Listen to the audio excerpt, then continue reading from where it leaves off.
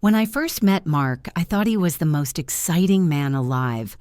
Not because he drove a flashy car or wore designer suits, but because of his job. He was a global consultant for a major tech firm, the kind of job that takes you to Tokyo one week, London the next. He wasn't just working, he was seeing the world. And I, being the homebody journalist who preferred cozy nights in our apartment, admired him for it. I thought his travel schedule was the price we paid for an extraordinary life. I didn't realize it was the perfect camouflage for an extraordinary lie. Mark and I had been married for 12 years. We had built a comfortable, successful life here in Seattle. No children. We were both hyper-focused on our careers in our younger years, and later, the travel just made it impossible. We were a modern, independent couple, used to video calls and airport goodbyes. His trips were frequent, often lasting 2 to 3 weeks, primarily to Asia, Singapore, Seoul, and lately, the Philippines. He'd always be meticulous about sending me his itinerary, his hotel booking confirmations, even pictures of the conference rooms he was sitting in. He was the poster boy for the devoted, traveling husband. "It's lonely, Kate," he'd always tell me on our nightly calls. "I just want to be home with you." These deals are killing me. I believed him. I missed him fiercely every time he left. I was so busy managing my own demanding career and keeping our home running smoothly that I rarely had the energy to question the details of his work. The first crack in the foundation of my reality was tiny, almost invisible. It happened about a year ago, right after Mark returned from a 3-week stint in Manila. He was jet-lagged, exhausted, and strangely distant. I put it down to the time difference and the stress of closing a massive deal. But then, I noticed a change in his behavior. He became obsessive about his phone, not just guarding it, which he always did due to confidential work, but about charging it in the other room or taking emergency calls in the garage. One Saturday morning, while he was running, I was cleaning up the kitchen. His travel backpack was sitting by the door. I grabbed it to put it away and noticed a small zippered pouch in the side pocket. It wasn't his usual electronics bag. I opened it out of simple curiosity. Inside were a few odd items: a brand new expensive children's toy still in its packaging, a complex wooden puzzle, and a small folded piece of paper. The toy was what stopped me. Mark didn't have any young nieces or nephews. He'd told me all his business associates had older kids. I unfolded the paper. It was a receipt, but not for a toy store. It was a clinic receipt from Manila, dated exactly 1 week before he flew home. The name on the receipt was Maria Santos, and the purpose of the visit was listed as a routine pediatric checkup, 2-year-old. My blood went cold. Maria Santos was a name I didn't know. And a 2-year-old child's checkup? Mark had been gone for 21 days, supposedly negotiating a massive software contract. I sat down on the kitchen floor, the receipt burning a hole in my hand. My mind scrambled for a rational explanation. Maybe he did a favor for a local colleague. Maybe it was a gift for a client's child. But the child's checkup detail felt too specific, too personal. I put the receipt and the toy back exactly where I found them. When Mark returned, sweaty from his run, he didn't even glance at the bag. He was normal, affectionate, and complained about the endless meetings. I didn't confront him immediately. Why? Fear. Absolute gut-wrenching fear that if I spoke the words, "Who is Maria Santos?" I would shatter the life we had built. So I started my own secret investigation. I became a detective in my own marriage. I couldn't crack his phone. It required a fingerprint. but I remembered the location services he had once used to share his real-time location with me when he was worried about being in a dangerous area in Singapore. I checked our shared account settings. He had turned it off, of course, for security reasons, he'd claimed. But then I remembered the photo Mark had posted to his private Instagram account, the one only family and a few close friends followed during his Manila trip. It was a selfie outside a massive skyscraper with the caption, "Another day, another 12 hours of negotiations." I went back to that photo, and then I did something simple, yet life-altering. I looked at the geotag, and I looked at the background details, paying attention to the unique architecture and the street signs. It was exactly where he said he was, the Makati Financial District. But then I had a thought so terrifying it made me gasp. If he was spending 12 hours a day in this area, where was he spending the other 12? I created a fake anonymous social media profile. I started following local Filipino accounts that were tagged near that financial district. It was like looking for a single needle in a massive, sprawling haystack. Weeks passed. Mark left for another crucial 10-day trip to Seoul. The distance made my paranoia worse. Then, one rainy Tuesday night, as I was mindlessly scrolling through a local Manila photography blog, I saw a photo tagged under Community Event, Sunday Market. The photo was slightly blurry, showing people gathered around a food stall. And there he was, Mark. But he wasn't alone. He was laughing, holding the hand of a woman, a beautiful woman, younger than me, with long, dark hair. And the most damning detail? She was pushing a stroller. And sitting in the stroller, looking directly at the camera with wide, curious eyes, was a little girl with Mark's unmistakable nose and thick, dark hair.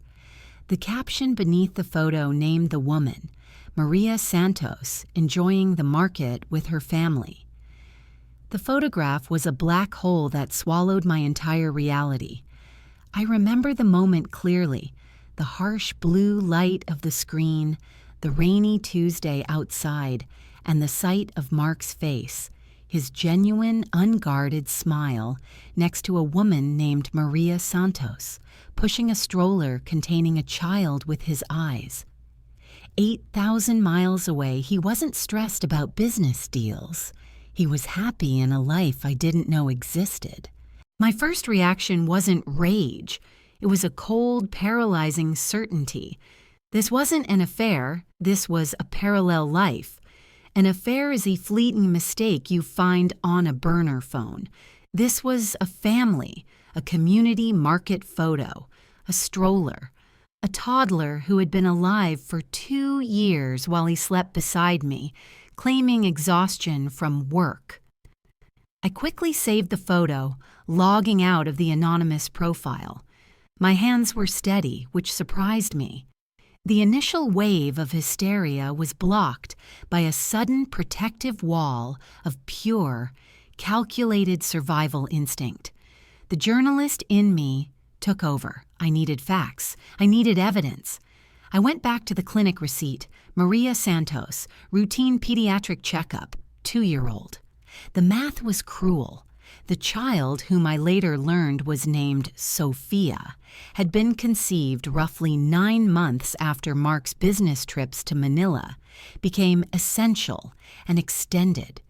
Using the name Maria Santos and digging into the geotagged locations near the Sunday Market photo, I started my real search.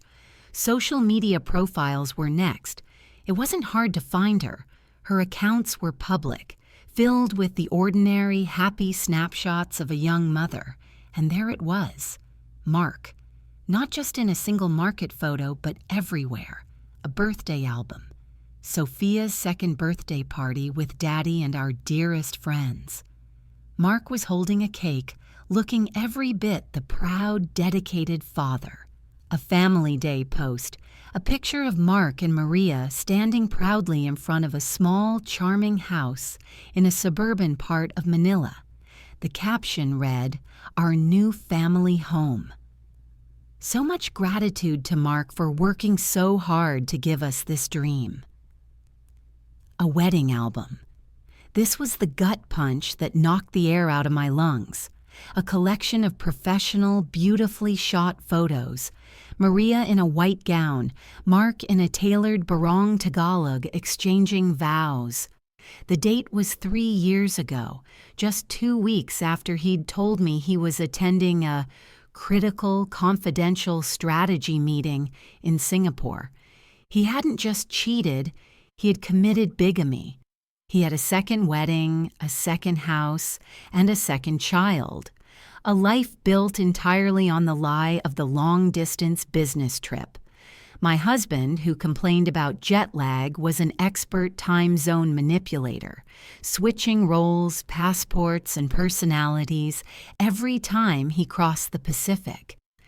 I started piecing together the timeline of his betrayal, comparing my calendar of his business trips with Maria's social media posts. The pattern was devastatingly clear. Whenever Mark was in Manila for 2 or 3 weeks, the posts showed him fully engaged in his family life. He would leave Maria and Sophia, fly back to Seattle, and transition seamlessly into the role of the devoted husband who was too tired to cook and needed me to take care of him. He was compartmentalizing 2 separate lives, giving each of us a fraction of his time and convincing us both that he was sacrificing everything for us. My anger transformed into an icy resolve. I was not going to have a screaming match when he returned. I was not going to melt down and let him manipulate me with excuses.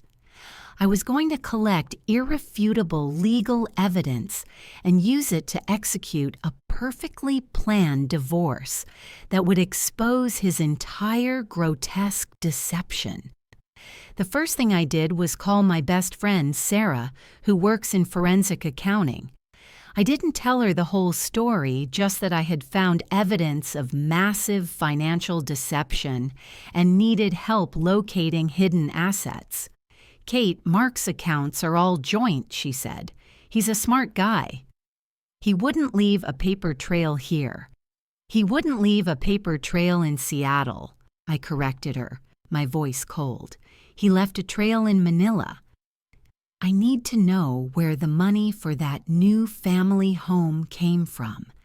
Check for large recurring wire transfers, not to business accounts, but to individuals or small real estate holding companies in the Philippines, especially transfers labeled as consulting fees or project bonuses. Sarah was shocked by the intensity of my request, but she trusted me. The next thing was the house. I had to secure our assets.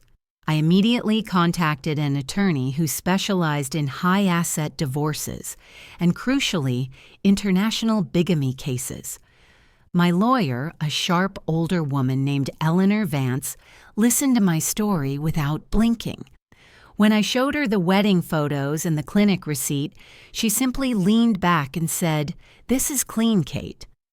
This is definitive fraud. We will file for divorce on the grounds of bigamy and martial misconduct, which will protect your assets and entitle you to a larger share, potentially including a portion of the foreign assets acquired during the marriage." But securing the assets wasn't enough. I needed to know the logistical details. How did he maintain the illusion? I discovered the trick to his business travel was the time difference. He could work his American hours late into the Manila night, which allowed him to spend the day as a husband and father. He was running himself ragged, but he was getting away with it. I also discovered a second secret passport he kept in a locked box in his office safe, under a stack of old architecture plans. It had a different name. His middle name was used as his first, and only stamps for Southeast Asian countries. It was his escape hatch, his tool for maintaining two completely separate identities for immigration and local residency purposes. Mark was due back from Seoul in 3 days.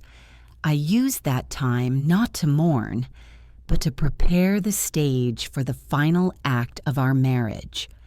I changed the locks on the safe and downloaded copies of all the damning evidence onto a secure hard drive. I packed a small suitcase for myself and booked a room at a hotel downtown. When Mark called from the airport, sounding tired and excited to be home, I played the role perfectly. "I missed you, darling. The house feels empty without you. Can't wait to see you." He was walking into a trap, a meticulous one, set 8,000 miles away and detonated in our own living room.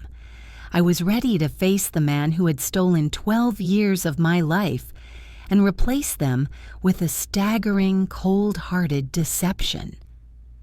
Mark walked through the door at 7 p.m., dragging his heavy roller bag, looking the part of the weary executive. He dropped his bags, sighed theatrically, and gave me a tired hug and a kiss on the forehead. "God, I missed you, Kate." Seoul was a nightmare. 10 days straight of negotiations. I barely slept. His breath smelled like recycled airplane air and expensive cologne. I pulled back, a faint smile on my face. The performance I was giving was my finest work. Calm, welcoming, completely normal. "I have dinner ready for you," I said, leading him to the kitchen island. "Just some takeout from your favorite place." "Why don't you get a shower? You look exhausted." As he headed upstairs, I walked over to his bag. The zipper was a little sticky. I opened the main compartment. It was meticulously organized, as always. Neatly folded clothes, toiletries, a laptop bag. But in the side pocket, where he usually kept his noise-canceling headphones, I found a small, colorful cloth. It was the kind of thing a mother keeps to wipe a toddler's messy face, a detail I hadn't seen before. When he came back downstairs, he was clean, wearing a comfortable t-shirt, and seemed to finally relax. We sat down to eat. We talked about his deals, about my work, about the mundane Seattle weather. It was the picture of a normal, devoted, slightly jet-lagged marriage. I let him finish his meal. Then I put my fork down. "So, Manila," I began, my voice steady, conversational. "Your trips there seem to be the longest. Are those the toughest clients?" He tensed instantly, a barely perceptible flicker of alarm crossing his eyes. "Yeah, Manila is difficult. Cultural differences, lots of bureaucracy. Why?" "Just curious," I said, leaning back. "You've been going for years." "You must know the city well by now. Do you have any favorite local spots?" He gave a forced chuckle.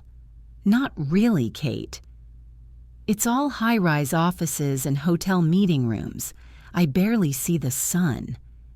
I reached into the pocket of my jeans and pulled out the crumpled, laminated photo I had printed out, the one from the community photography blog. I gently slid it across the marble counter toward him. "Really, Mark? No favorite local spots?" "Because this looks like a very personal favorite local spot." He didn't touch the photo, he just stared at it. His face drained of all color, going from a relaxed flush to a sickly, mottled white. The picture of him, Maria, and little Sophia in the stroller, it was undeniable. It was joyously, openly public proof of his second life. The silence that followed was heavy enough to crush bone. "Kate," he whispered, his voice catching, "let me explain." "No," I cut him off, my voice rising slightly but remaining firm. "You don't get to explain.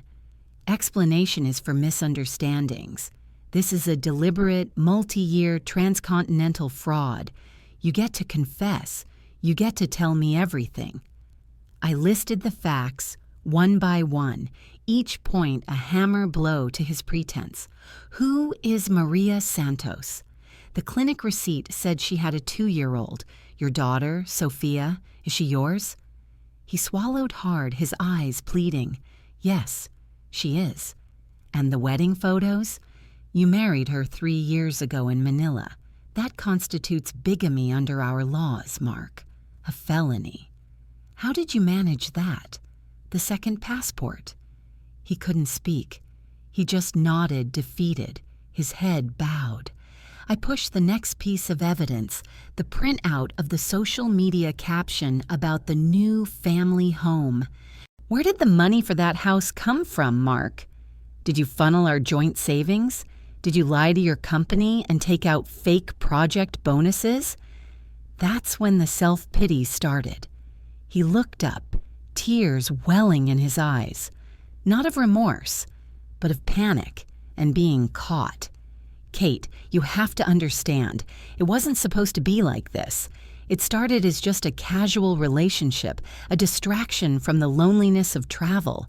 But Maria, she's so kind, so simple. She just wanted a family. You and I, we were so focused on careers, we never had children, and I always wanted a child. I was going to tell you eventually. I just didn't know how. The sheer arrogance of his justification that I was somehow at fault for his bigamy because we chose to focus on our careers ignited a slow, scorching rage within me. You always wanted a child, Mark? You never once in 12 years said, Kate, let's stop the travel and have a family. You simply went overseas and built a replacement family without my knowledge, my consent, or any respect for the vows we made. You didn't just break my heart. You stole 12 years of my reproductive life and replaced me with a younger, simpler model who fulfilled your fantasy. I stood up and walked to the hallway closet, pulling out a large manila envelope I had prepared. I threw it onto the table between us. You don't get to walk away from this with a sorry and a sad look, Mark. While you were barely sleeping in Seoul, I was talking to my attorney, Eleanor Vance. Inside that envelope is a notarized petition for divorce on the grounds of bigamy and martial fraud. I watched the color completely abandon his face. The word bigamy was the real shocker. He'd likely only considered the affair aspect, not the felony. I know about the funds you funneled to Manila. My forensic accountant is already tracing the transfers for the family home. I have secured our joint bank accounts and put a hold on the equity line. The house is temporarily protected from your access. You are financially isolated, Mark. I paused, letting that sink in. He was a master of control, and I had just stripped him of all leverage. Your key to this house is on the counter. Your credit cards have been flagged. Your lawyer will be contacted tomorrow morning. I packed a bag for you. It's by the door. You are not sleeping here tonight. You can call your work and tell them your critical meeting just got moved up because you are not to be here when I return tomorrow evening. I walked toward the front door, slipping on my light jacket.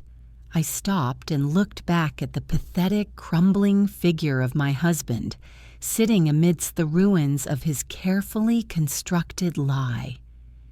Enjoy your freedom, Mark. Because the next time you see me, it will be across a courtroom where I will ensure that every single secret you kept in that double life will cost you everything you ever earned. I turned the lock, left him alone in the quiet house, and drove to the hotel, ready for the painful, expensive, and necessary fight ahead. The moment the divorce papers were served, Mark completely lost control. He went from sheepish panic to outright fury, calling me incessantly, begging, threatening, trying to appeal to the old Kate he thought he could manipulate. I had Eleanor, my lawyer, handle all communication. She was a fortress against his emotional warfare. The revelation of the bigamy instantly escalated the legal proceedings. Mark's company put him on immediate, unpaid leave, pending an internal investigation into his expense accounts. Eleanor had made sure they were informed about the misuse of company time and resources for his second family. His global career, the very foundation of his lie, began to crumble. But the most painful complication was Maria Santos. Eleanor warned me, "Kate, you need to understand, to the law here, she is not his wife. She is another woman he committed fraud against. But we need to establish her assets to ensure Mark isn't hiding Marshall funds there." I didn't want to hurt Maria. She was a victim of Mark's grand deception, just like me. Only her loss was perhaps more profound. She had the physical reality of a child, Sophia, who was now exposed to this brutal lie. Against Eleanor's advice, I decided to send Maria a brief anonymous email. I used a secure, untraceable account and kept it strictly informational. I attached the proof, our official marriage certificate from 12 years ago, the filed bigamy divorce papers, and a simple message: "Maria, I am Mark's wife, Kate. I have filed for divorce based on his bigamy. You and Sophia are also victims of his deceit. I am not seeking to hurt you, but I need you to understand that his new family home was bought with funds acquired through fraud during my marriage. Please seek legal counsel in Manila immediately. Protect yourself and your daughter from him before he tries to isolate you." It was a cold, necessary act of collateral kindness. I knew the truth would destroy her life, but hearing it from me, anonymously, gave her a fighting chance against Mark's inevitable manipulation. A week later, Eleanor received a frantic email from a Manila-based attorney representing Maria. It was the confirmation I needed. Maria was taking action. Maria's lawyer revealed the extent of Mark's deception there. Mark hadn't just pretended to be a devoted husband, he had built an elaborate backstory. He claimed his first marriage had ended years ago in a quiet legal separation, a bitter custody battle, which was why he couldn't mention it. Maria believed she was his first legitimate partner in years. He had even presented her with fake documents to justify his lengthy absences, claiming he was traveling back to Seattle to finalize the divorce and asset splits. Mark had managed Maria's finances in Manila, using his expertise to invest her family's small savings along with the money he funneled from Seattle. When Maria realized he had been lying about his marital status and that her home was now potentially linked to an American bigamy case, her betrayal mirrored mine, magnified by the vulnerability of her child. The divorce case turned into a global asset hunt. The focus shifted from "did he cheat," which was obvious, to "how much did the fraud cost me?" Mark's legal team, in a desperate attempt to save his reputation and assets, began a campaign of character assassination against me. They argued that my high-powered journalism career meant I was emotionally cold and frequently absent, which drove Mark into the arms of a woman who offered him the domestic warmth he craved. They tried to use my childless status against me, suggesting Mark's desire for Sophia was an extenuating circumstance. I had to sit there, listening to my life with Mark dissected and judged through the misogynistic lens of his self-serving narrative. They used my ambition as evidence of my failure as a wife. But Eleanor was brilliant. She countered with irrefutable financial facts. Mark's second passport, the fraudulent wire transfers labeled as business development fees, and the sworn affidavit from Maria's lawyer confirming the deception there. The climax of the discovery phase came when Eleanor managed to force the disclosure of Mark's private texts with his mother, Mark's only remaining close family member. Mark's mother, an elderly woman whom I had always had a cordial relationship with, knew some of the truth, not the bigamy, but she knew Mark was supporting a child in the Philippines. She was complicit in the lie to some extent, believing her son should have a family even if it meant deception. One text from Mark to his mother read, "I can't let Kate know about Sophia. If she finds out, she will burn everything down. She's cold and calculating. She will take all the money and leave nothing for the child." His own words, claiming I was cold and calculating, were meant to protect his lie, but they served as proof that he was aware of the extent of his deception and actively worried about the legal consequences of his own fraud, completely undercutting his lawyer's claim that he was emotionally driven and confused. He was clear-eyed about the fraud. He just never expected to be caught. The evidence was now overwhelming.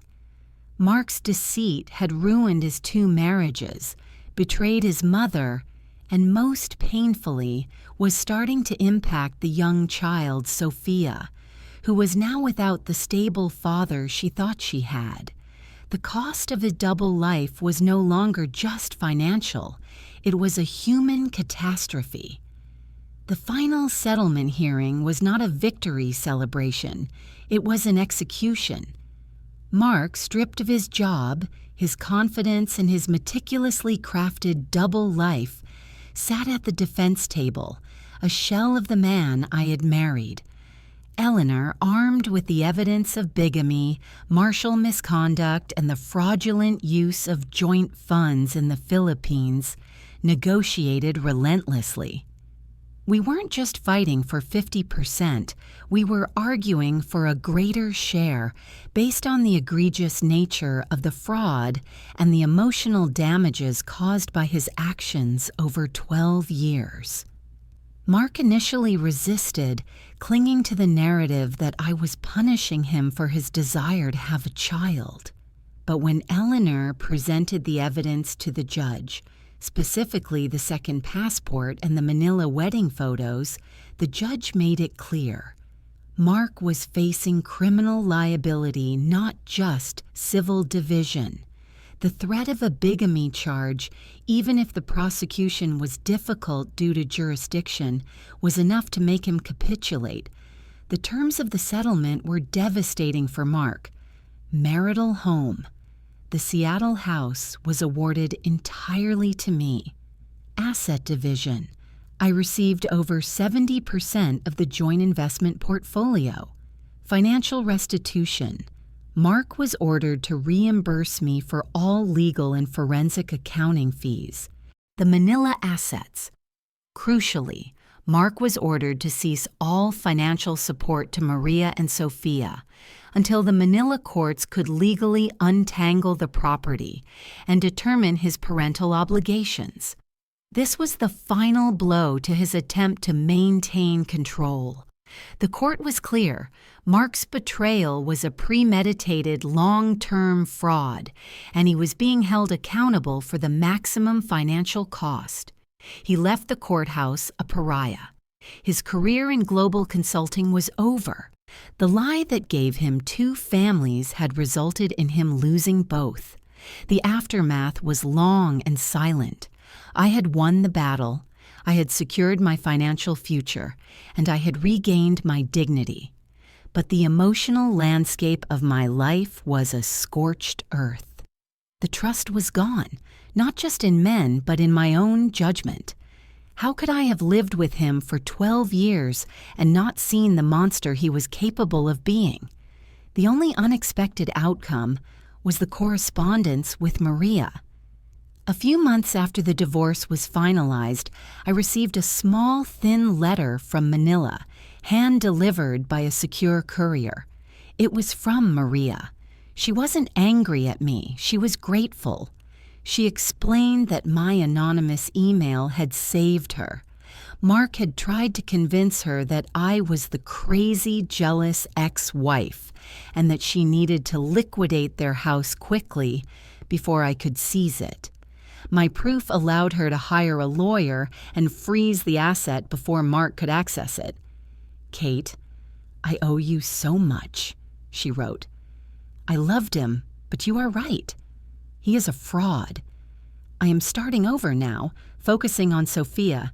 She deserves a father who is truthful, not 2 lives. Thank you for telling me the truth. Even though it destroyed my family, it saved my sanity." That letter was the only thing that truly felt like a victory. I hadn't just saved myself.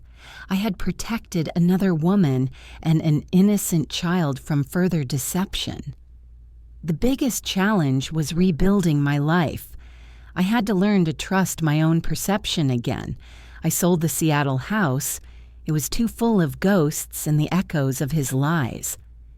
I moved to a smaller, cozier place, focused intensely on my journalism, and slowly, painstakingly reconnected with friends I had inadvertently neglected during the years Mark's demanding schedule dominated my life. I realized that Mark hadn't just maintained a double life, 8,000 miles away. He had maintained a double life right beside me. The man I loved, the kind, jet-lagged, devoted husband, was the real fiction. The selfish, calculating bigamist was the reality. My story is a brutal one, but it is a testament to the power of a woman who chose to look closer, to trust her gut, and to fight for the truth, no matter how far she had to travel into the darkness to find it. The price of his deceit was his entire life. The price of my honesty was my painful freedom, and I'll take freedom every single time.